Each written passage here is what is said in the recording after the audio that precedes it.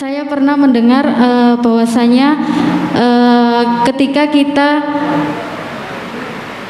memasang atau pajangan patung di dalam rumah itu hukumnya haram, dan malaikat itu enggan atau tidak mau masuk ke dalam rumah. Nah, pertanyaan saya, apakah ketika kita memasang atau memajang patung di dalam rumah, terus kita berbuat maksiat di dalam rumah, malaikat tidak mau masuk untuk mencatat amal buruk kita? Sekian dari saya. Assalamualaikum warahmatullahi wabarakatuh.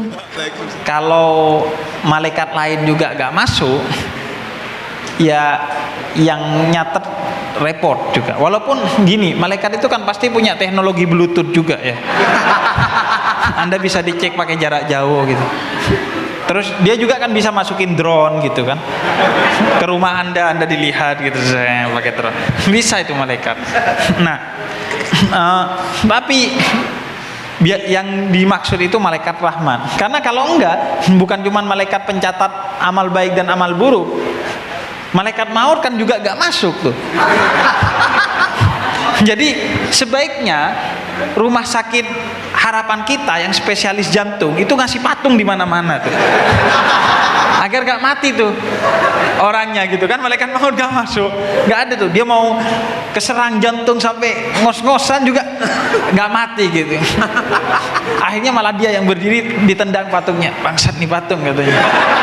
Kenapa? Saya sakit doang tapi gak mati-mati. Mending mati daripada sakit doang gitu. Enggak, kata dia. Musik haram pokoknya gitu. Serius itu dia, ngotot. Musik haram pokoknya, saya gak mau. Tadinya saya pengen ngobrol sama dia, terus pas ditayangin kita kasih backsound musik. Dia langsung kita prank dia melakukan keharaman. Dan yang ketiga, kira-kira boleh apa ya tadi, kalau insecure dengan Habib gitu ya saya kira tadi, karena hanya gara-gara kita pesek gitu ya maksudnya. Tapi kalau saya sih enggak sebenarnya. Kemudian yang kedua dari Mas Zaim Jember ini ya, ini lebih kepada curhatan tadi. Jadi dia jodohnya tidak disetujui sehingga, tapi dia ingin ikhlas gitu. Dan yang ketiga, pertanyaan tentang aktivitas personal Habib.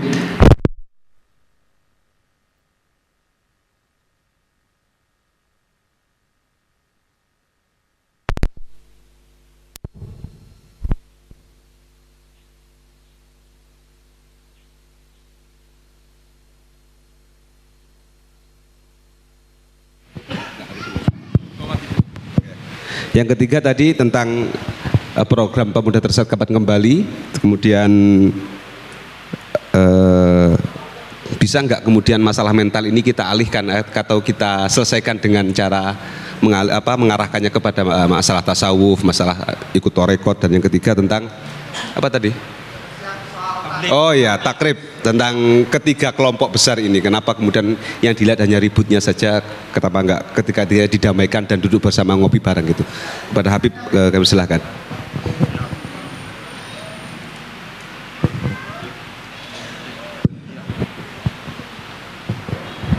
Iya, oke. Yang pertama itu, ini memang saya sampai pernah bikin konten soal depresi itu disebabkan kurangnya iman seseorang, dan itu bukan hanya kepada perempuan tapi kepada laki-laki. Terlalu banyak labeling terkait agama yang ditempelkan secara serampangan kepada seseorang yang sebenarnya itu sama sekali tidak benar. Karena itu riset selama 10 tahun di Harvard University itu menyebutkan agama itu bisa menjadi sebab depresi atau ornamen yang memperburuk keadaan orang yang depresi. Tapi di sisi lain, agama juga bisa menjadi penghalang orang untuk depresi atau obat untuk mengurangi depresi seseorang. Jadi agama itu menjadi dua sisi mata koin, menjadi pisau bermata dua. Saya pernah bikin konten tentang itu. Anda bisa cek di jeda nulis tuh tentang depresi dan agama. Maka kapan agama kemudian menjadi sebab depresi atau memperburuk keadaan seorang yang depresi adalah ketika agama itu diajarkan dan diterima dengan penuh ketakutan sebagai dogma saja. Kan sekarang banyak tuh orang menyebarkan Islam jerit-jerit, ngancem-ngancem, kemudian isinya dogma, maknanya apa gak dijelasin. Itu yang menjadi sebab agama itu membuat orang bisa depresi atau memperburuk keadaan depresi seseorang. Termasuk kata-kata bahwa wah kamu kurang bersyukur, wah kamu kurang iman, dan lain sebagainya. Karena itu bahaya. Makanya tadi disampaikan oleh Viktor Frankl, itu memang agamawan nggak bisa tuh memberikan konsultasi psikologi secara mandiri kepada seorang yang mengalami depresi. Dia harus didampingi oleh seorang psikolog, karena psikolog nanti yang menentukan sebagai obat agama itu dosisnya berapa, banyaknya berapa, dan diberikan kapan. Itu psikolog yang menentukan. Tapi agama bisa menjadi obat bagi depresi atau penghalang bahkan orang untuk depresi kalau agama yang diajarkan itu dengan penuh kegembiraan dan penuh makna. Itu yang kemudian disebut dengan aspek esoterik dari agama. Agama yang ada di sekitar kita itu sering hanya yang sampai aspek eksoteriknya. Kalau dalam tasawuf itu aspek luarannya saja. Kita cuma tahu bagaimana cara sholat, tapi tidak tahu apa makna sholat dan lain sebagainya. Nah, di sanalah pentingnya kolaborasi di antara keduanya agar bisa bekerja sama untuk menyelesaikan masalah-masalah yang sifatnya mental. Karena gini, ini kayaknya terkait juga dengan pertanyaan keduanya tuh. Karena gini, kalau dosis dan waktunya tidak tepat atau orangnya tidak tepat, maka agama itu bisa jadi bencana bagi seorang yang depresi. Misalnya orang ini gak begitu percaya kepada agama, kemudian dipaksakan agama untuk menyelesaikan masalahnya, dia justru makin depresi. Atau dosis dan waktunya tidak tepat, justru akan memperburuk keadaannya. Contohnya, misalnya ya, kita diajarkan kalau orang lagi lapar itu jangan diomongin tentang Tuhan. Jangan tuh. Anda misalnya ketemu orang lagi lapar gitu. Kenapa? Lapar. Oke, tapi ini yuk diskusi akidah dulu kita gimana? Atau kenapa? Iya, lagi pusing nih. Oh iya. Tapi yuk ikut Bahsul Masail dulu yuk bentar gitu. Saya kan lagi pusing, kenapa Anda bawa ke Bahsul Masail gitu. Jadi makanya kata Nabi, kalau ada makanan yang sudah terhidang sedangkan waktu sholat masih banyak, maka makan dulu baru sholat. Manusiawi itu. Kembali ke tadi, Islam itu sangat manusiawi. Jadi kalau ada makanan terhidang, itu makan dulu, bukan sholat dulu. Itu hadis dari Nabi Muhammad. Karena lebih baik makan mikirin sholat daripada sholat mikirin makan gitu. Lebih baik itu. Jangan sampai ketika sholat mikirin makanan. Lebih baik saat makan mikirin sholat, itu jadi ibadah. Toh nanti juga tetap akan sholat gitu. Toh waktunya masih panjang.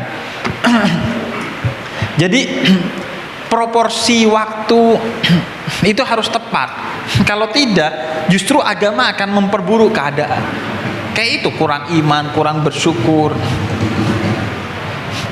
Sama dengan inilah, kalau ada perempuan diperkosa, sedangkan dia kebetulan seorang perempuan yang tidak berkerudung, kan sering tuh secara serampangan dikaitkan seolah-olah sebab diperkosanya itu adalah karena tidak berkerudung. Atau ginilah, Anda biar tidak kena HIV itu maulah dipoligami. Iya kan? Kata Wakil Gubernur Jawa Barat kan, Anda kalau cinta kepada suami Anda, agar Anda tidak tertular HIV dari suami Anda, biarkan dia poligami. Ini yang disebut dalam filsafat itu sebagai logical fallacy, kesesatan dalam berpikir. Masalahnya apa, solusinya apa. Sama kayak kenapa terjadi tsunami di mana, di Jawa Barat itu? Iya, karena banyak pelacur di pinggir pantainya. Iya, pelacur memang salah gitu, tapi dia bukan pengundang tsunami gitu. Di Doli juga gak pernah terjadi tsunami walaupun ada pelacur juga gitu kan. Maksudnya jangan serampangan gitu. Itu kan ngelompat logikanya. Anda seperti gini, di TikTok tuh ada konten ini tentang logika fallacy sebenarnya.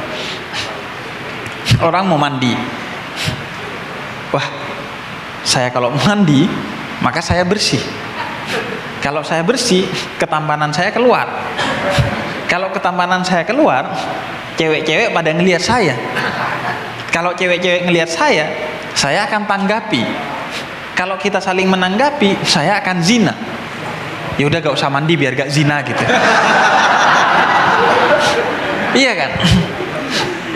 Ngelompat tuh logikanya tuh. Sama kayak logikanya Wakil Gubernur yang gitu. Maksudnya nggak gitu dong. Biar gak kena HIV. Kan logikanya gini, HIV itu disebabkan karena sering jajan si cowoknya atau si ceweknya. Maka kuncinya jangan jajan. Kan gitu. Bukan kuncinya dibiarkan jajan tapi bersyariat gitu dengan poligami. Karena gini, nih ya, ini bisa nyambung kemana-mana soalnya ngomongin ini. Anda itu suruh halalan thayyiban. Prinsip dalam Islam itu halal dan baik. Walaupun air itu halal, tapi kalau Anda minum setandon kan itu gak baik ya. Makanya walaupun Anda poligami, tapi kalau sembarangan kepada banyak orang dan tidak menerapkan prinsip-prinsip kesehatan dalam hubungan seksual, bahkan kalaupun gak poligami ya bisa kena masalah. Walaupun bukan HIV,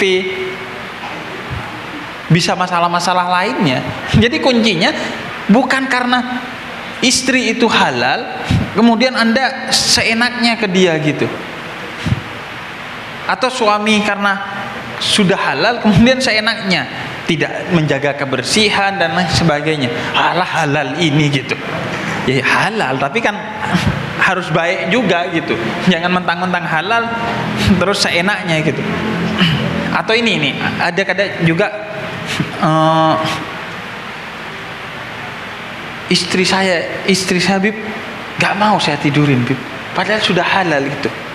Nah iya, kalau lagi capek, lagi sumpek, lagi sakit, ya memang jangan dipaksakan. Karena pemerkosaan itu bukan hanya kepada orang yang bukan istri kita. Istri itu bisa diperkosa kalau kita melakukan hubungan seksual di waktu dia sedang sakit, dia sedang tidak mood dan lain sebagainya. Sama juga suami juga begitu gitu. Suami baru pulang capek gitu, tiba-tiba istrinya ngajak begituan gitu, padahal ini masih capek. Alah, kamu dibawa aja gak apa-apa gitu. Kan maksud saya bukan yang halal kemudian Anda bisa seenaknya kepada pasangan hanya karena sudah halal gitu. Jadi halalan thayyiban itu dalam Islam prinsipnya halal dan baik gitu. Nah, apa? Bukan hanya, kalau orang Jawa bilang bukan hanya benar tapi pener gitu. Bukan hanya benar tapi di waktu dan segala sesuatunya itu tepat gitu. Jangan seenaknya gitu. Loh kan sudah halal gitu. Sudah halal, iya sudah halal gitu. Tapi kan saya nikah sama manusia bukan binatang gitu. Nah itu yang terkait depresi. Karena itu tidak bisa sembarangan tokoh agama itu menjadi konselor dalam masalah-masalah psikologi. Dia harus didampingi oleh seorang psikolog. Bahkan psikolog pun kan ada syarat-syaratnya tuh untuk dia jadi konselor. Karenanya sarjana psikologi itu tidak otomatis dia bisa memberikan pendampingan psikologi. Dia harus belajar lagi untuk menjadi konselor. Psikiater itu beda dengan psikolog. Psikiater itu medis. Kalau psikolog itu emosional atau psikologis. Psikiater itu bisa ngasih obat, psikolog itu nggak bisa ngasih obat. Jadi sebenarnya masih banyak hal yang perlu kita pelajari soal kesehatan mental itu agar menjadi sesuatu yang aware gitu di tengah kita. Sama dengan sex education gitu. Pembelajaran seks itu masih tabu kan di kita. Akhirnya itu halal doang di prinsipnya. Toyibnya itu seringkali tidak terpikirkan. Akhirnya masalah-masalah seksual, masalah-masalah pernikahan itu ada di sekitar kita karena ya modal kita yang penting halal. Kalau udah halal seolah-olah bisa diapakan gitu. Apalagi dalilnya ini laki-laki bangsat yang pakai dalil apa? Ladang istri. Istri kita kan ladang kita. Ya, memang ladang, tapi ladang itu kan harus dijaga dengan baik. Yang ngurus petani gitu. Bukan karena ladang Anda seenaknya gitu. Karena enggak, petani itu kepada ladangnya bahkan sangat mencintai, dijaga dengan baik agar ladangnya enggak rusak gitu. Bukan karena ladang kemudian bisa diinjak-injak gitu. Kemudian yang selanjutnya soal self love, narsistik dan insecure itu gini, bagi saya yang terpenting itu adalah proporsionalitas. Selama proporsi, maka ketiganya itu tidak ada masalah. Yang menyebabkan masalah itu ketidakproporsionalan dalam takaran ketiganya. Self love itu kalau berlebihan itu bahaya. Iya kan, Anda mencintai diri Anda itu kalau berlebihan. Makanya kata Allah, wallahu la yuhibbul musrifin. Allah enggak suka segala sesuatu yang berlebihan. Dan Anda coba cek Quran. Quran itu selalu pakai kata cukup. Aku cukupkan nikmat yang telah kuberikan kepadamu. Ittaqullah famastamta'tum. Bertakwalah kepada Allah semampu kamu, secukupnya, bukan seharusnya. Jadi yang penting takarannya. Makanya saya suka mengoreksi insecure bisa jadi positif kalau untuk hal-hal yang bisa diubah oleh kita, yang itu sumbernya dari kesalahan kita. Kayak gemuk, enggak, saya gak insecure, biarin saya gemuk. Anda gak insecure tapi jantungan nanti Anda gitu. Ya diet dong misalnya. Bukan berarti cuman deliverynya bukan dengan mengejek dan lain sebagainya misalnya. Jadi tetap pada proporsionalitas. Narsistik ya pada batas tertentu oke. Intubdu shadaqati fa ni'ma hiya. Orang kalau ngefoto lagi bayar sedekah, ngasih sedekah pasti dijulitin kan di Indonesia. Padahal enggak, kata Quran enggak apa-apa menunjukkan sedekahmu asalkan proporsinya tepat. Apa proporsi tepat itu? Ngajak orang lain biar sedekah juga, tahaddus bin nikmah sebagai bentuk syukur nikmat kita, atau sebagai bentuk laporan kepada orang-orang yang juga nyumbang lewat kita dan lain sebagainya. Yang bikin kacau tuh pikiran kita yang suuzon aja kepada orang sedekah. Udah gak sedekah, suuzon kepada orang yang sedekah gitu. Sama kayak orang yang ngedakwain orang yang berbeda pandangan, seolah-olah gak ada orang maksiat sehingga dia dakwanya ke orang yang berbeda pandangan gitu. Seolah-olah kehabisan tuh orang zina, sehingga ngedakwain Anda kok pandangan Islamnya begini, seharusnya begitu. Mohon maaf, orang zina masih banyak, Anda urusin aja dulu itu, jangan kesini. Ini cuma soal beda pandangan doang, khilafiyah, ini gak ada masalah, ini rahmat bahkan kata Islam. Jadi lebih ke sana. Kemudian yang ketiga itu soal curhatan soal tidak direstui. Nah ini menarik ini. Gini ya, ini kalau orang tua kita udahlah ya, orang tua itu yang ngedakwain orang tua itu udah bukan pendakwah, itu urusannya malaikat maut tuh yang ngedakwain orang tua tuh. Iya, malaikat maut tuh. Jadi makanya saya gak dakwah ke orang tua, itu gak perlu dia tuh yang ngedakwain, dia tuh malaikat maut aja udah, Israel gitu. Nah cuman mari kita menjadi calon orang tua yang baik. kita dilarang oleh Islam untuk tidak merestui pilihan anak kita kalau pilihan itu tidak melanggar syariat Islam meskipun melanggar selera kita. Karena didiklah anakmu sesuai zamannya, bukan sesuai zamanmu, karena dia akan hidup di zamannya, bukan di zamanmu, kata Sayyidina Ali bin Abi Thalib. Jadi nggak boleh tuh nggak ngerestuin, padahal pilihannya nggak masalah. Enggak, saya nggak ngerestuin. Kenapa? Matanya kayak gimana gitu, sok-sokan terus gitu. Padahal di mata anaknya nggak sok-sokan ini sebenarnya. Kenapa? Ya gak suka aja gitu. Ibu gak suka ngelihat dia. Kan agak gimana gitu kan. Saya juga gak suka ngelihat ibu sejak saat ini gitu misalnya. Subjektivitas itu gak bisa diukur kecuali kepada orang yang akan menjalaninya. Kalau dia subjektif gak apa-apa. Kenapa kamu milih dia? Iya karena kalau senyum keren. Gak apa-apa karena pilihan atas jodoh itu memang subjektif. Justru kalau objektif repot. Misalnya semua orang punya standar yang sama tentang kecantikan, kan repot. Dia hanya akan menikahi satu orang, semua orang sedunia. Kalau objektif soal pilihan tuh, memang subjektif, gak apa-apa. Tapi kalau orang tua, dia harus objektif. Dia gak boleh tuh subjektif kepada anaknya. Iya, ibu gak suka karena orangnya begini begitu. Kecuali ibu gak suka karena dia gak sholat.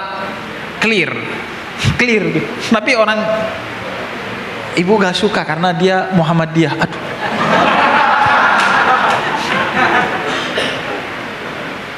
Kan jadi itu bekal bagi kita untuk jadi calon orang tua. Kemudian yang kedua gini,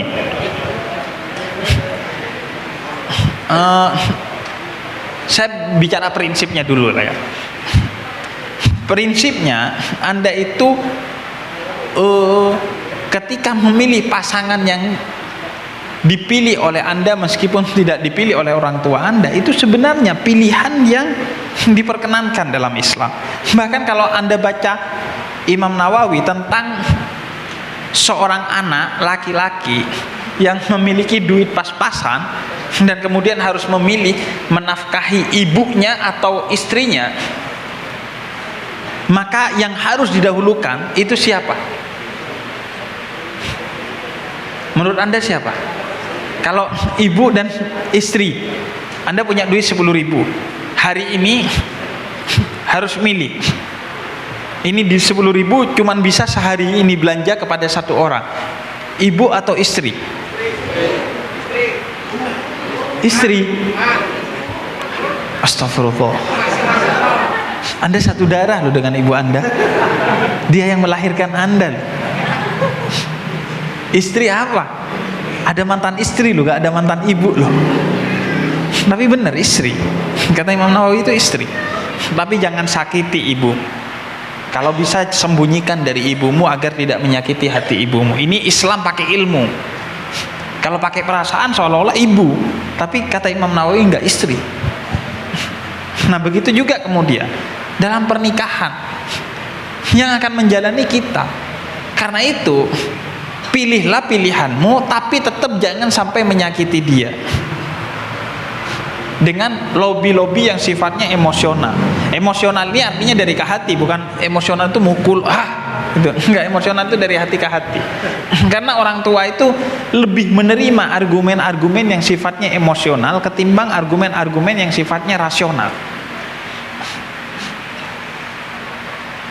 Misalnya kan, Bu, kalau ibu ingin saya bahagia, biarkan saya menikah dengan dia, misalnya. Itu lebih diterima daripada Anda, Bu, menurut data BPS, Bu, orang Jawa itu kalau menikah dengan orang sesama Jawa, katanya akan baik nasibnya, Bu. Itu apa BPS itu? Lembaga kafir mana lagi yang kamu sebut itu? Gak peduli dia tuh hal-hal yang rasional tuh. Jadi lebih pendekatan emosional. Dan kalau Anda tapi memilih untuk mengikuti apa kata orang tua Anda, ya sudah, ambil jalan 4 tadi: sabar, husnudzon, syukur, ikhlas. Jangan sampai kemudian kita itu setengah-setengah. memilih jalan tapi masih kalau kata orang Madura tuh ngerongong, masih ngomong aja, masih ngomong kecil gitu. Ini sih, apalagi nanti ngungkit-ngungkit, gremeng dan kemudian ngungkit-ngungkit nanti cerai sama istrinya, ibu sih dulu. Ini kan kalau karena pilihan ibu gitu, itu bahaya. Karena itu yang terpenting adalah damai dengan diri kita sendiri atas semua keputusan yang kita ambil. Karena itu ambillah keputusan secara berdaulat, bukan karena tekanan siapapun atau bukan karena tidak enak kepada siapapun. Karena kalau sudah berdaulat, kamu enteng untuk bertanggung jawab karena itu memang pilihanmu. Tapi kalau udah karena ini dan itu repot. Kamu akan susah tuh. Tawakal, ikhlas, syukur, sabar itu susah kalau belum karena kedaulatan kita sendiri. Kalau belum ikhtiar secara maksimal aja, itu biasanya nggak bisa totalitas dalam tawakal. Karena biasanya yang mau ikhlas dan tawakal kalau sudah usaha tapi belum maksimal terus gagal, coba kemarin usahanya gini atau coba begitu. Itu yang bikin gak bisa ikhlas atau tawakal. Karena itu maksimalkan ikhtiar, baru ujungnya itu tawakal. Jadi kembali kepada diri Anda, bagaimana kemudian Anda memposisikan, dan apapun pilihannya, pilihlah itu secara berdaulat dan kemudian terima dan jalani itu secara ikhlas gitu. Karena kalau enggak, kita sendiri yang rugi gitu. Apa kita mau menjadi sebagaimana sahabat-sahabat Nabi yang memang sami'an wa ta'atan kepada ibunya dengan ganjaran yang dia ingin harapkan gitu, atau kita memilih untuk ya sudah kita berdaulat dengan diri kita dan lain sebagainya. Itu kembali kepada diri kita. Yang penting ketika kamu udah menentukan pilihan, terima itu dengan segala konsekuensinya sebagai kedaulatanmu, pilihanmu, bukan pilihan orang lain, bukan karena ke-trigger orang lain. Tapi ya sudah, karena itu keputusan kita, bukan keputusan orang lain. Nah, selanjutnya tentang psikologi dan tasawuf. Nah, seperti tadi sudah saya sempat ungkit, sebenarnya tasawuf itu banyak memiliki aspek-aspek psikologis yang bisa kita terapkan dalam pendekatan psikologis untuk menyelesaikan masalah-masalah mental.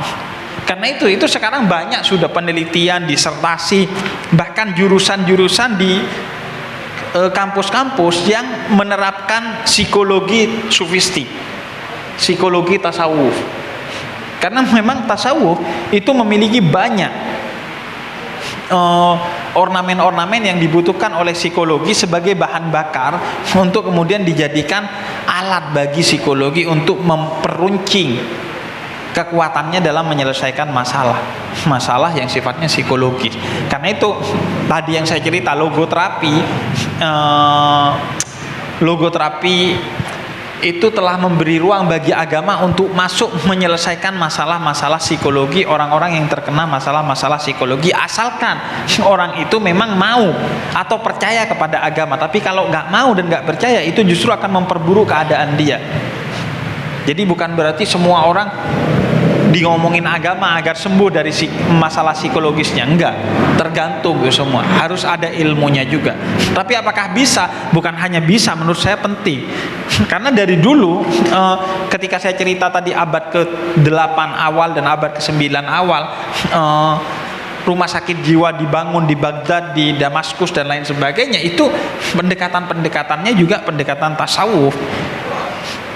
Karena itu Al-Ghazali itu juga punya banyak pendekatan-pendekatan tasawuf dalam penyelesaian masalah-masalah kejiwaan bagi seorang yang mengalami masalah-masalah kejiwaan. Dan itu banyak kok disertasi yang membahas soal itu di berbagai universitas. Bahkan di beberapa universitas itu sudah menjadi jurusan tersendiri, psikologi sufistik. Terus selanjutnya mempersatukan Sunni, Salafi, Syiah. Ini masih banyak, LDII, Persis dan lain sebagainya. Nggak kelar-kelar ini kalau ngomongin. Gini, jangan terlalu membayangkan bahwa kita itu bisa kemudian bersatu menjadi satu. Tapi targetkan aja bahwa kita bisa berjalan bersama di tengah perbedaan di antara kita. Nggak usah tuh, karena saya dulu punya seorang kiai yang punya bayangan untuk gak ada nih kelompok-kelompok ini, ayo kita hancurkan, yang ada hanya Islam. Akhirnya dia berinisiasi untuk mengganti nama yayasannya menjadi yayasan berasaskan Islam. 1 detik setelah dia mengganti, yayasan lain menegaskan bahwa dia Islam model ini gitu. Jadi justru tidak mempersatukan. Jadi bagi saya, ya sudah, terima perbedaan itu. Yang terpenting bagaimana sikap kita menyikapi perbedaan itu. Gak mungkin itu kita dan tidak perlu pakai ambisi untuk mempersatukan mereka. Ya udah, jalani saja secara ikhlas. Kalau mau, persatuan itu akan terwujud dengan sendirinya.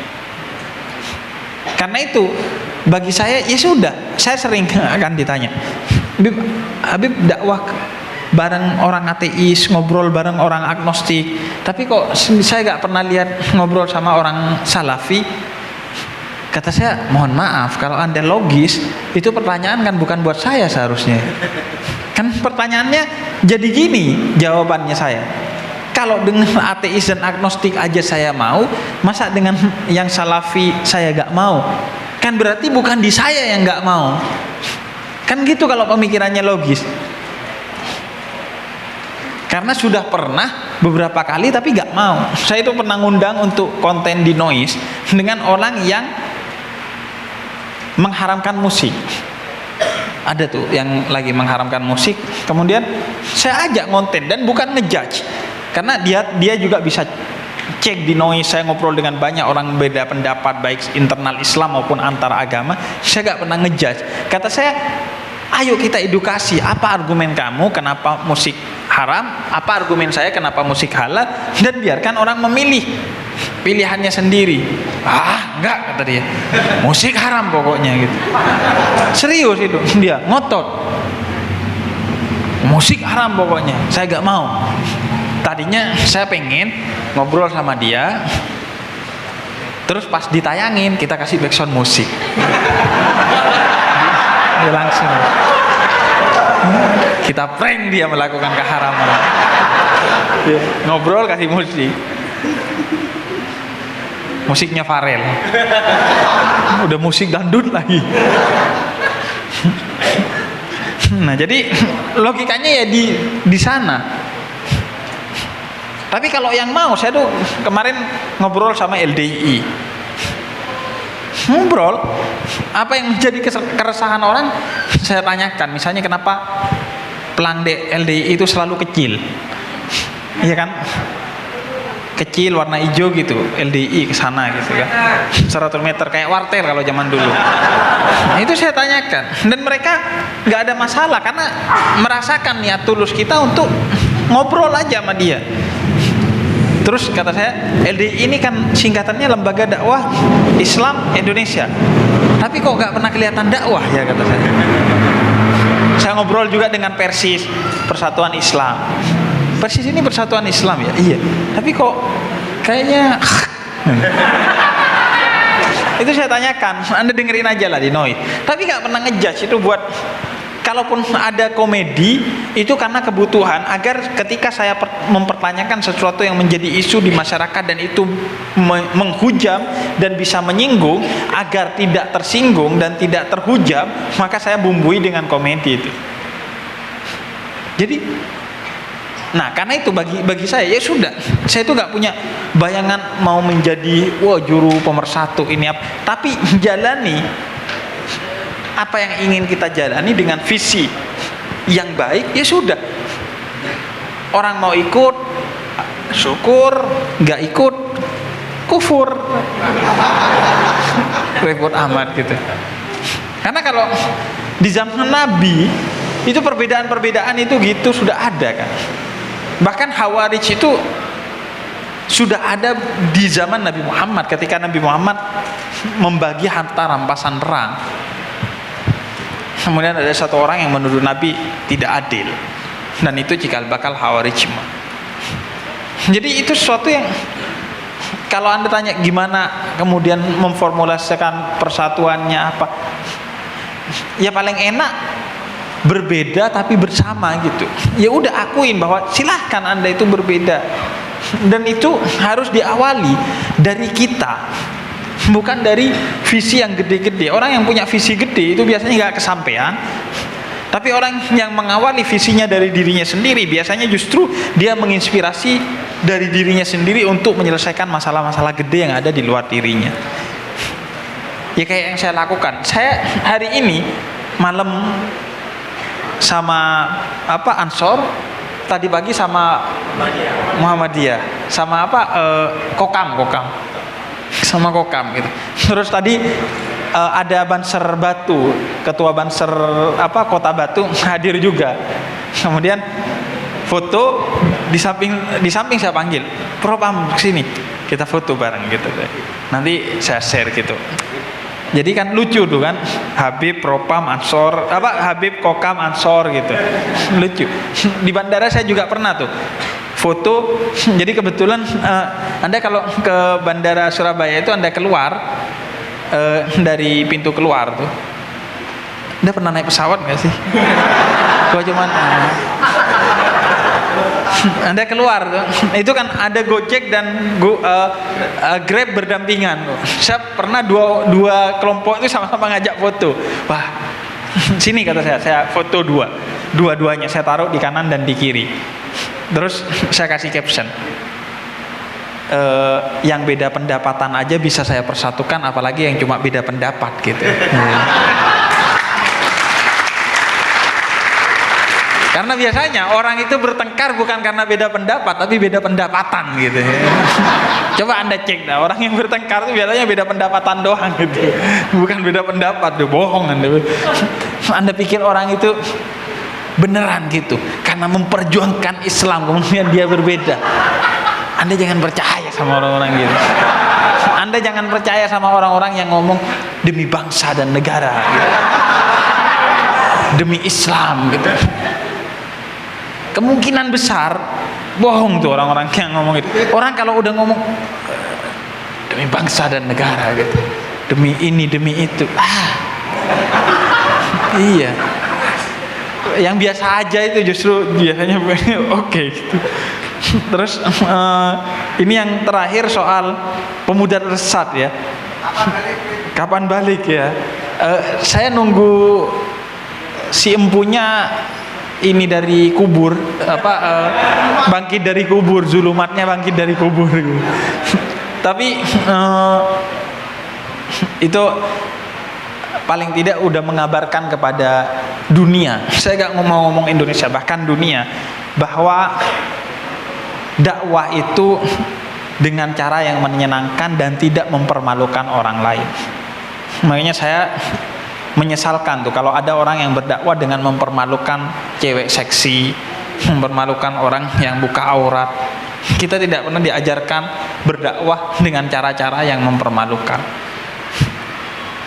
Kita diajarkan menyebarkan Islam sebagai kabar gembira dan dengan penuh kegembiraan. Begitu kata Nabi kepada Sayyidina Mu'adz bin Jabal ketika beliau diutus ke Yaman untuk menyebarkan agama Islam, mendakwahkan Islam. Itu paling tidak untuk inspirasi bahwa dakwah itu ya menyenangkan, jangan ngejudge, kemudian mempersatukan dan lain sebagainya, jangan mempermalukan gitu. Paling tidak itu. Kenapa saya bilang paling tidak mengabarkan sudah ke dunia?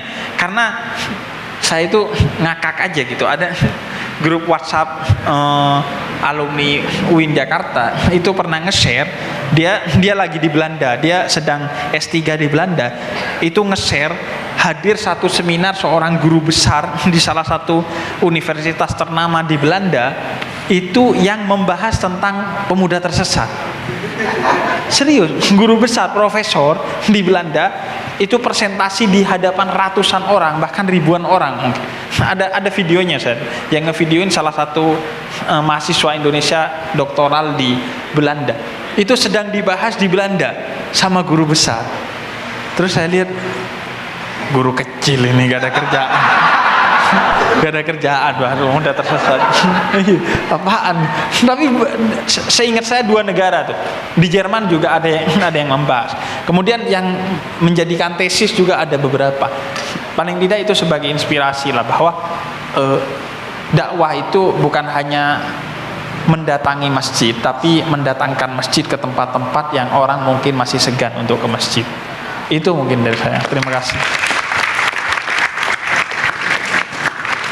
Terima kasih atas segala jawaban dan juga pencerahan. Saya tawarkan kembali kepada teman-teman, masih ada yang berkenan bertanya? 1, oke. Yang pakai itu di sebelah sana, oke.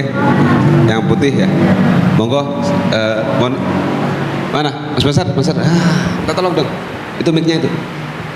Ini diambilkan. Tolong langsung nama, terus asal, dan to the point pertanyaan ya. Yuk.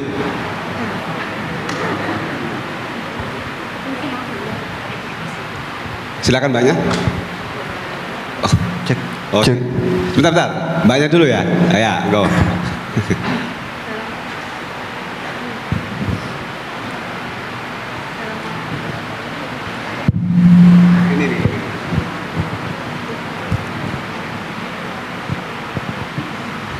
Assalamualaikum warahmatullahi wabarakatuh.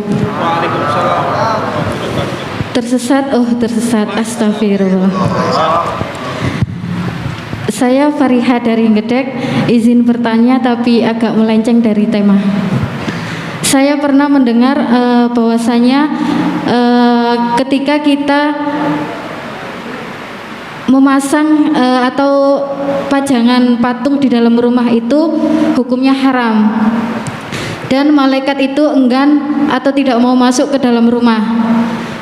Nah, pertanyaan saya, apakah ketika kita memasang atau memajang patung di dalam rumah, terus kita berbuat maksiat di dalam rumah, malaikat tidak mau masuk untuk mencatat amal buruk kita? Sekian dari saya. Assalamualaikum warahmatullahi wabarakatuh. Waalaikumsalam warahmatullahi wabarakatuh. Ini sebenarnya kita tunggu ya pertanyaan kau aja. Langsung masnya yang ini yang pakai peci Penanggal malaikat. Assalamualaikum warahmatullahi wabarakatuh. Nama saya Nizar dari Jates. Bib mau cerita sedikit lalu bertanya. Tahun lalu mama saya itu sakit parah dan saya di situ merasa sangat ketakutan untuk kehilangan mama saya karena sebelumnya sudah kehilangan ayah saya. Jadi timbul rasa kasih sayang yang luar biasa karena ketakutan. Pada saat sholat saya tidak khusyuk, melakukan apapun tidak bisa fokus. Tetapi saat ibu saya sudah sembuh, sekarang sehat walafiat, kenapa perasaan cinta saya tidak sebesar dulu? Bagaimana saya menumbuhkan rasa cinta yang luar biasa kepada mama saya pada saat sakit itu? Sudah, terima kasih.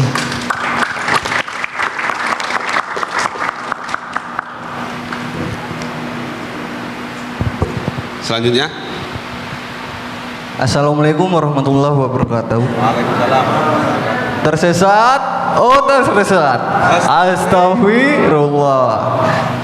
Perkenalkan, nama saya Lendra, asal Wates Bacang, Kota Mojokerto. Saya cuma memiliki 2 pertanyaan, Bib. Yang pertama yaitu bagaimana cara Habib bisa bertoleransi dengan coki?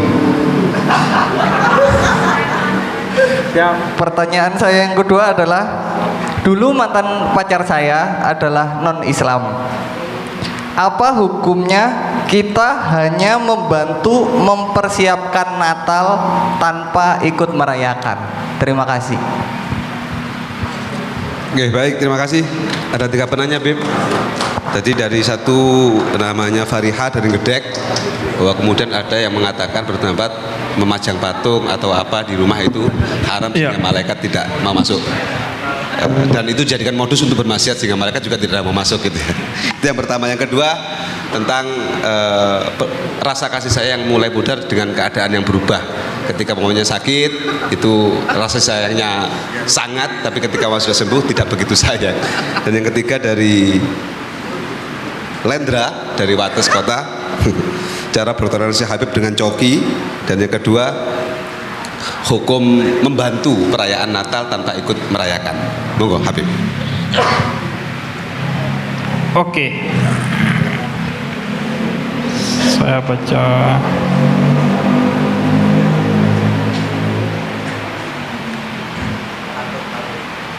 Pertama itu soal patung. Gini, kalau patung itu memang pendapatnya relatif umum tentang larangan memasang patung secara utuh. Tapi misalnya Kiai Said Agil Siroj itu pernah menjelaskan tentang apa sih ilatnya, kenapa kita itu nggak boleh masang patung. Itu ilatnya adalah karena dulu kalau masang patung itu identik dengan disembah. Sama kayak ziarah kubur itu kan sempat tidak diperbolehkan karena iman kita masih tipis. Nah begitu juga patung sebenarnya utamanya itu dihindari karena akan menyebabkan kita menyembahnya, sehingga itu paling tidak ilatnya. Nah salah satunya itu adalah malaikat nggak masuk ya, malaikat nggak masuk. Jawaban benernya ya, malaikat yang nggak masuk itu malaikat rahmat, karena kalau malaikat lain juga gak masuk, ya yang nyatet repot juga. Walaupun gini, malaikat itu kan pasti punya teknologi Bluetooth juga ya. Anda bisa dicek pakai jarak jauh gitu. Terus dia juga kan bisa masukin drone gitu kan. Ke rumah Anda dilihat gitu saya pakai drone. Bisa itu malaikat. Nah, tapi yang dimaksud itu malaikat rahman. Karena kalau enggak, bukan cuma malaikat pencatat amal baik dan amal buruk, malaikat maut kan juga enggak masuk tuh. Jadi sebaiknya rumah sakit harapan kita yang spesialis jantung itu ngasih patung di mana-mana tuh, agar gak mati tuh orangnya gitu kan. Malaikat maut gak masuk, gak ada tuh. Dia mau keserang jantung sampai ngos-ngosan juga gak mati gitu. Akhirnya malah dia yang berdiri ditendang patungnya. Bangsat nih patung katanya. Kenapa? Saya sakit doang tapi gak mati-mati. Mending mati daripada sakit doang gitu. Maksud saya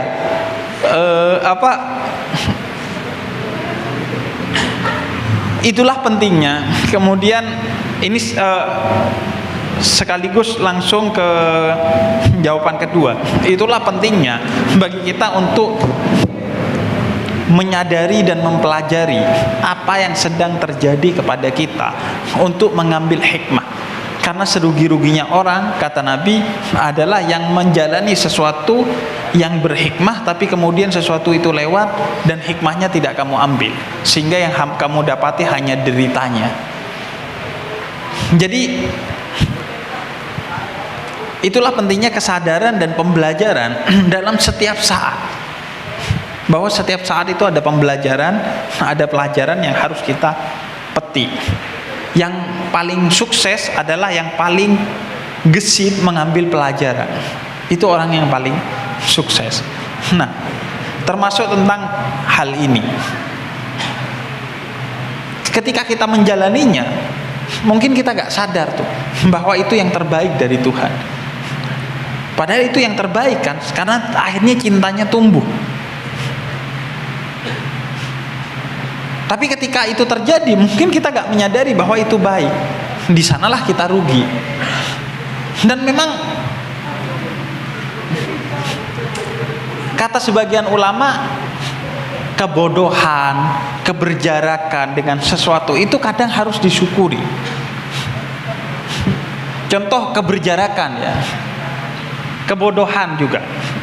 Anda tuh gak tahu tentang satu hal itu kan pada batas tertentu harus disyukuri. Misalnya Anda tidak punya kemampuan untuk melihat bakteri, itu kan perlu disyukuri. Kalau enggak kan hidup repot. Karena di mana-mana ada bakteri. Termasuk keberjarakan. Gini, kata seorang ulama, bersyukurlah menjadi orang Indonesia karena Indonesia itu jaraknya jauh dari Masjidil Haram dan Ka'bah serta makamnya Nabi Muhammad dan Masjid Nabawi. Karena dengan begitu justru Nabi Muhammad dan Ka'bah selalu ada di hati kita dalam keinginan kita untuk pergi ke sana. Dan ketika sampai, kita akan menangis, kita akan tergerak hati kita dan pikiran kita serta jiwa raga kita kepada Ka'bah karena hikmah dari berjaraknya kita dengan Ka'bah. Tapi kalau orang yang hidup setiap hari di Ka'bah, di sekitar Ka'bah, itu Ka'bah gak terlihat sakral oleh dia. Biasa aja ngelihat Ka'bah. Sama kayak saya pernah nanya orang yang jualan di Sunan Ampel tuh, saya tanya, sampean nih berapa enak Pak ya tiap hari ya ziarah Sunan Ampel? Enggak, kata dia. Oh iya, seumur hidup berapa tahun kerja di sini? 20-an tahun. Berapa kali ziarah? 8 kali paling, kata. Saya aja lebih 8 kali Pak, kata saya. Padahal saya dari Jakarta gitu. Jadi bersyukurlah atas semua keadaan yang diberikan oleh Tuhan kepada kita. Dan bagaimana kemudian mengembalikannya adalah dengan Anda merenungkan pembelajaran saat itu untuk ditarik ke sekarang. Kalau versi Islamnya, kata Habib Abdullah bin Alwi Al-Haddad, itu menunjukkan bakti Anda kepada orang tua Anda saat dia sakit itu kurang ikhlas. Karena kalau ikhlas itu cirinya, kata Habib Abdullah bin Alwi Al-Haddad, adalah istiqomah, continuity, konsistensi. Jadi kalau Anda pengen tahu, saya sholat subuh berjamaah di masjid misalnya, saya ikhlas apa enggak, ketahuan itu pas hujan. Anda tetap sholat apa enggak? Atau pas Anda ngantuk-ngantuknya, atau pas Anda dingin, Anda tetap sholat apa enggak? Kalau Anda tetap sholat berarti Anda ikhlas. Kalau Anda gak sholat berarti Anda gak kemarin sholat hanya karena tidak sedang kedinginan, tidak sedang hujan, tidak sedang gerimis, tidak sedang ini dan itu, bukan karena Allah sepenuhnya. Jadi cinta Anda kemarin rawan itu bersifat tidak sepenuhnya ikhlas. Saya tidak mengatakan tidak baik, tentu semua kebaikan itu bernilai baik, tapi kalau kita bicara makomnya, kualitasnya, itu bisa jadi tidak sampai pada tingkatan yang ikhlas. Karena itu butuh artinya itu sekaligus di dalamnya ada kritik kepada kita bahwa oh ternyata kita memang belum ikhlas dalam mencintai orang tua kita. Sama kayak yang saya rasakan ketika orang tua saya dulu masih di kampung di Bondowoso. Itu saya semangat nelponin, dan ketika nelpon itu kayak hangat dan lain sebagainya. Tapi ketika sudah pindah ke Jakarta, saya ini udah 4 hari gak ketemu orang tua saya, dan ketika ketemu biasa aja gitu. Ya memang gak ikhlas masih. Kemudian kalau versi dari non muslimnya, ada satu orang filosof Jerman namanya Martin Heidegger. Dia seorang filosof eksistensialis istilahnya, karena menggeluti tentang eksistensi manusia, makna eksistensi manusia itu apa. Dia bilang gini, belajarlah untuk mengotentikkan apa yang menjadi kebaikan yang Anda lakukan. Dia ngasih contoh gini, waktu kita itu sering gak otentik, karena waktu itu bukan di sini, waktu itu di sini. Begitu juga kata Sayyidina Ali bin Abi Thalib, waktu itu adalah bukan detik, bukan detak, tapi dia kesadaran. Orang yang detaknya habis bisa jadi masih hidup kalau kesadarannya hidup. Walaupun sudah mati, kalau dia punya kesadaran yang tinggi, dia tetap akan hidup dengan karya dan lain sebagainya. Jadi bukan detik, bukan detak, waktu itu kesadaran. Sama dengan zikir, itu bukan putaran tasbih, tapi putaran kesadaran. Agak aneh tuh zikir dihitung kan, kata Jalaluddin Rumi. Zikir kok dihitung?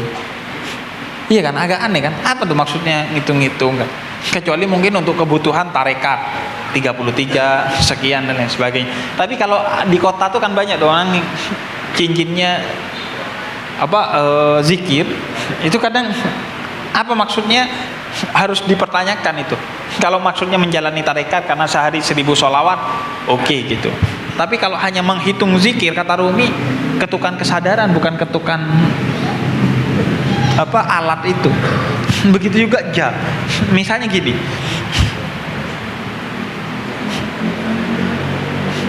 Anda kalau duduk di majelis setengah jam itu udah kerasa lama. Tapi kalau duduk di tempat maksiat berjam-jam itu enak. Walaupun 2 jam, 2,5 jam enak. Itu berarti soal waktu itu di sini bukan di sini.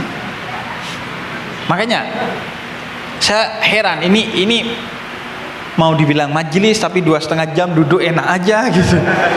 Mau dibilang maksiat tapi omongannya agak majelis gitu. Bingung juga gitu kan. Tapi kata Heidegger gini contohnya, jadikan waktumu seperti waktu ketika kamu mengantarkan ibumu yang sedang sakit jantung ke rumah sakit di dalam ambulans. Setiap detik itu bermakna, berharga bagi Anda itu. Tak karena ada ibu Anda yang sedang Anda antar ke rumah sakit karena serangan jantung. Itu waktu paling otentik yang Anda miliki. Karena orang yang sukses itu orang yang menghargai waktu, dan orang yang gagal adalah orang yang dikendalikan oleh waktu. Orang yang dikendalikan waktu itu yang sering ngomong, gak kerasa ya udah 3 tahun. Misalnya ada teman saya tuh, dia nabrak orang dan akhirnya dipenjara karena yang ditabrak ini orang gede gitu, padahal seharusnya enggak. Walhasil akhirnya dipenjara. Dia dipenjara 6 bulan. Terus pas keluar, saya itu bilang ke dia, "Wih, udah keluar?" "Iya." Gak kerasa ya." Terus kata dia, "Bangsat." Ya gak kerasa karena Anda di luar. Coba Anda yang di dalam, semalam kerasa. Itu kan berarti waktu di sininya kan sama saya dengan dia, tapi di sininya yang beda. Jadi waktu itu di sini kesadaran. Nah itu bagaimana mengotentikkan cinta, sebagaimana mengotentikkan waktu. Nah gimana caranya Anda sendiri yang tahu itu. Setiap orang, man arafa nafsa faqad arafa rabbah. Siapa yang mengetahui dirinya, dia akan mengenal Tuhan. Nah karena itu hidup itu sedikit-sedikit mbok diseriusi gitu. Jangan dijalani aja. Jadi beri waktu bagi kamu untuk mikirkan diri kamu, hidup kamu, waktu kamu, kesadaran kamu, keikhlasan kamu dan lain sebagainya. Jangan overthinking malah mikirin yang enggak gitu. Orang yang memberi waktu setengah jam aja atau 10 menit atau 5 menit aja sehari untuk dirinya, saya yakin dia akan sukses. Dia akan beruntung. Orang yang memberi waktu bagi dirinya sendiri sehari 5 menit aja. Sholat itu kan salah satu fungsi utamanya itu kan, mengingat, zikir, mengingat kepada Allah yang kemudian melahirkan ingatan kepada diri. Karena Allah dan diri itu innalillahi wa inna ilaihi raji'un, man arafa nafsa faqad arafa rabbah. Satu kesatuan dalam prinsip wahdatul wujud itu. Jadi coba beri waktu, karena sering kita gak anggap perlu untuk ngurusin hal-hal begitu, gak penting bagi kita. Nah kemudian hukum mempersiapkan Natal walaupun tidak merayakannya. Gini, kalau seperti yang dilakukan Banser, menjaga dari hal-hal yang bisa membahayakan ibadah dia, yang itu bisa sumbernya dari kelompok kita sendiri, maka itu tentu jihad.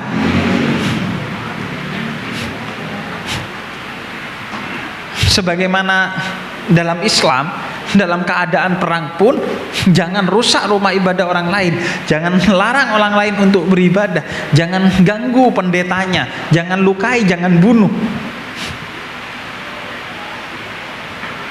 Jadi selama tidak membantu perayaan ibadahnya gak ada masalah. Tapi kalau membantu perayaan ibadahnya, mungkin sebagian besar ulama akan mempermasalahkannya. Sebagaimana hukum membangun gereja bagi seorang muslim itu, sebagai mayoritas ulama yang saya pelajari itu tidak memperbolehkan. Karena artinya sama kayak ngejual babi gitu. Anda jualan babi itu kan tidak diperkenankan dalam Islam karena berkontribusi dalam sesuatu yang diharamkan oleh Allah gitu. Jadi yang boleh itu jual temen yang mulutnya kayak babi gitu. Udah jual itu. Jadi lebih ke sana. Kemudian yang terakhir, bagaimana mentoleransi coki, Pak. Sebagaimana Nabi melihat orang-orang di Taif, kemudian mengangkat tangannya, kata Nabi, ya Allah, ampuni mereka karena sesungguhnya mereka adalah orang yang tidak tahu. Jadi prinsipnya adalah kita melihat orang lain dengan kacamata kasih sayang gitu, entah karena mereka tidak tahu, tidak sadar, dan lain sebagainya. Dan yang kedua, kita melihat kebaikan yang ada pada orang lain. Nabi itu selalu melihat kebaikan di tengah samudera keburukan. Seburuk-buruknya orang, Nabi cari itu kebaikannya apa. Sekurang-kurangnya orang, Nabi cari titik apresiasinya di mana. Misalnya muadzin Nabi,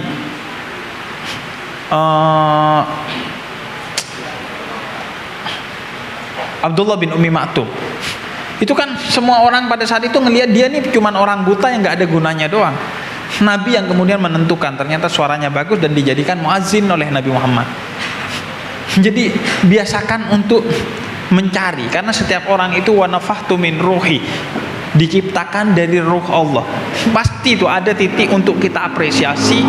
Maka ibarat kata itu taman bunga yang sudah terbakar kecuali ada satu bunga, pergilah ke satu bunga itu, kemudian siramlah sampai suatu hari taman itu dipenuhi oleh bunga lagi. Jadi cakap-cakaplah melihat kebaikan di tengah samudera keburukan. Tapi kalau kita kan sebaliknya, 9 baik 1 salah, satunya yang jadi fokus kita. Atau gini, ada cerita seorang khalifah itu ngelihat seorang petani di luar istananya, dia dari balkonnya ngelihat petani itu kok bahagia banget, bahagia gitu, nyangkul dengan semangat, kemudian istirahat, bajunya dibuka, kemudian buka topinya, dia ngipas, terus makan bareng istrinya, cerita, ketawa-ketawa, bahagia banget kata raja itu. Kemudian kata wazirnya, kata penasehatnya, dia bahagia karena dia di sana, gak di sini. Kalau dia di posisi kita, bisa jadi dia gak bahagia juga. Lo maksudnya gimana, kata khalifahnya? Lihat aja besok. Terus si wazirnya bawa duit 99 dirham. Dia kasih ke orang itu. Pak, ini ada duit dari khalifah buat bapak hadiah, 100 dirham. Oh makasih, kata dia. Dia ambil. Terus besoknya mulai bapak ini nyangkul, ngelihat ke langit. Terus gini lagi, mulai kepikiran, makan udah gak nafsu, ngipas udah gak nafsu. Terus kata bagindanya, khalifahnya, kamu apakan orang itu? Kok dia seperti dicerabut kebahagiaannya dalam semalam, padahal kemarin masih bahagia. Terus kata si penasehatnya, wazirnya, Paduka, saya kasih dia duit 99 dirham, tapi saya bilang 100 dirham. Nah sekarang dia itu lebih fokus ke 1 dirham yang hilang daripada 99 dirham yang dia dapatkan. Iya kan? Sama kayak saya itu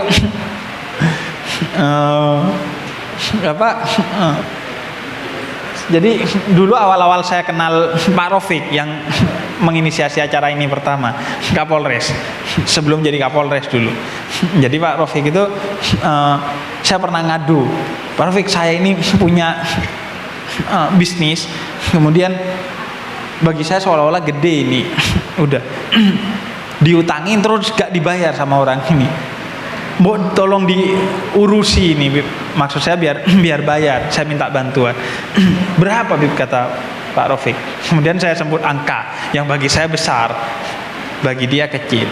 Terus kemudian kata Pak Rafiq, Bib, daripada antum ngurusi begitu dan mungkin ruwet dan begini dan begitu, ini aja Bib saya ganti, kata dia. Diganti sama saya. Terus saya hitung, emang bener sesuai dengan jumlah duit saya yang hilang, yang diambil orang itu.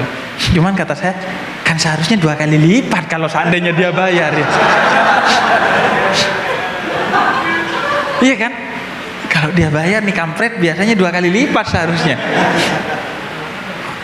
Akhirnya saya bilang, saya tagih lagi dah, kata dia. Kan iya kan? Manusia itu nggak pandai bersyukur, pandainya itu mengeluh. Padahal udah balik loh. Kok bisa muncul pikiran itu tuh kan? Iya kan? Ini jangan cengengesan, Anda gitu juga pasti. Kan seharusnya iya kan?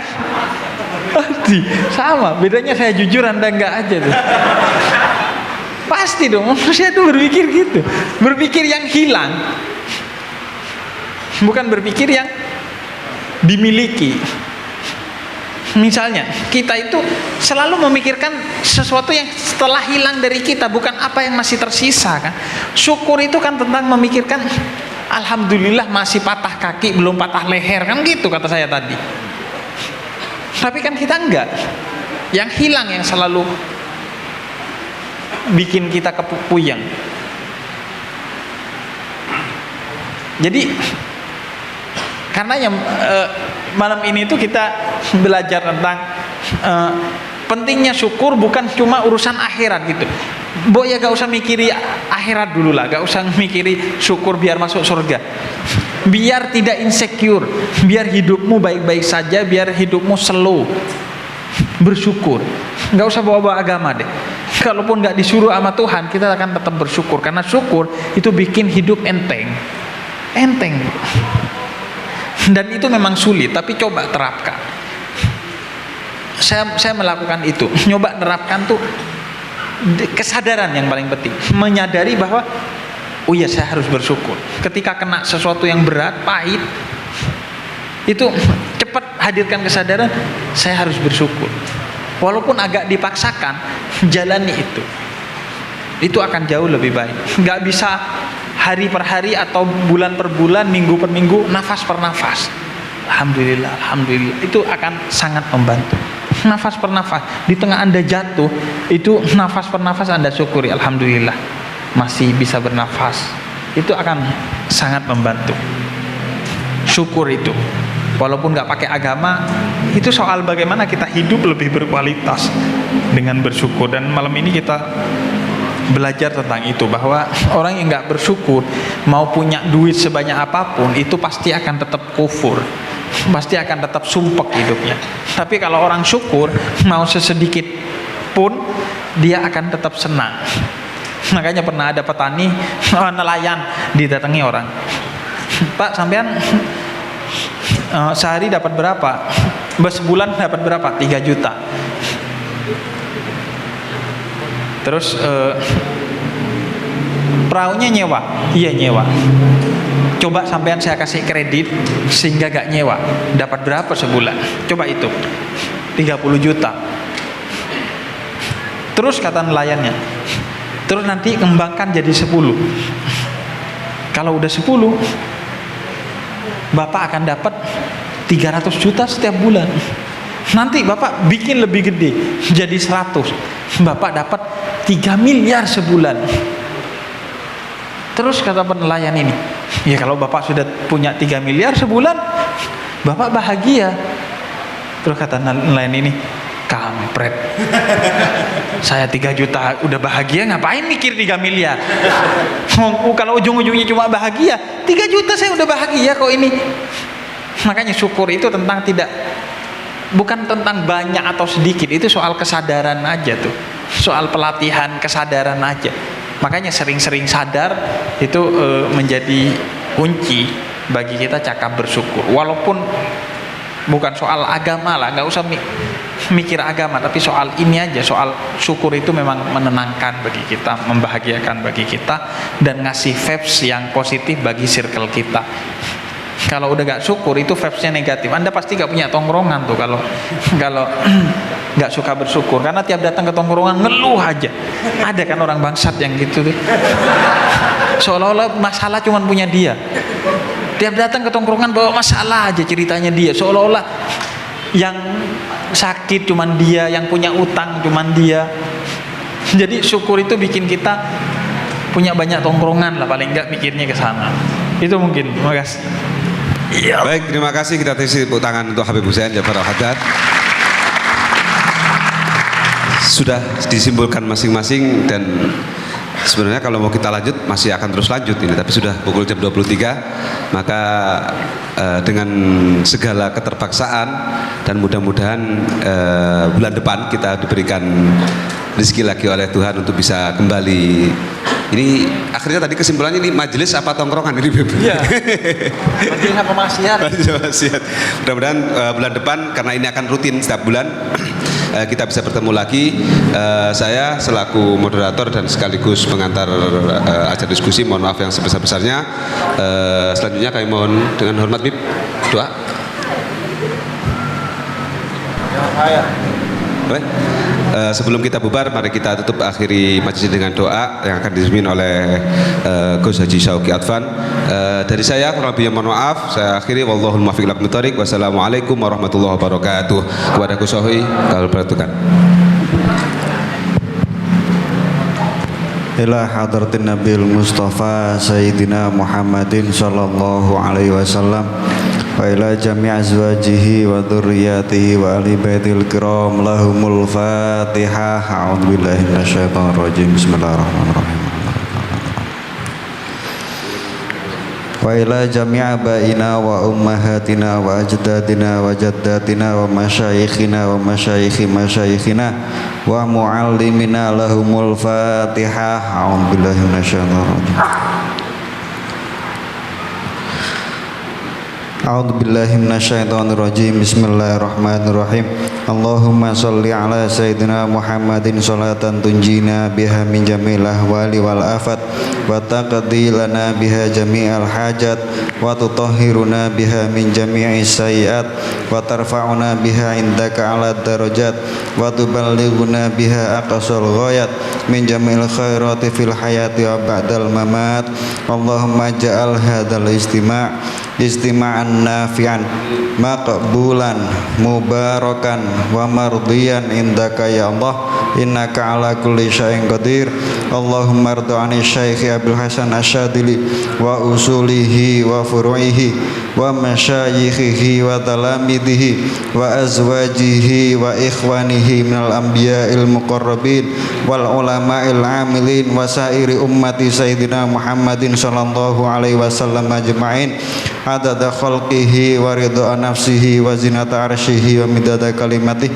Allahumma rfa' darajatihim wa ali makanahum wahsyurna fi zumratihim wa adkhilna fi himayatihim wa amitna ala tariqatihim ma'al ladina an'ama Allahu alaihim minan nabiyyin wa siddiqin wa syuhada wa sholihin. Allahumma bijahi Syabil Hasan Asyadili indaka wa bi karamatihi alaika wa bi qutbiyatihi ladaika nas'alukal khaira kullah wa na'udzubika minasyarri kulli ya mallahul amru kulluh.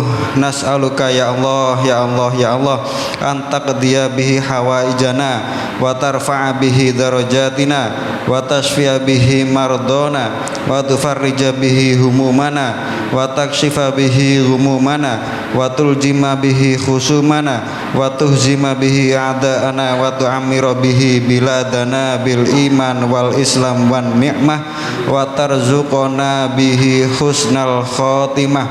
Wa sallallahu ala sayyidina Muhammadin nabiyil ummah wa kashifil ghummah wa ala alihi wa sahbihi wa sallama tasliman daima walhamdulillahi rabbil alamin. Al-Fatihah. Allahumma sholli ala sayyidina Muhammad.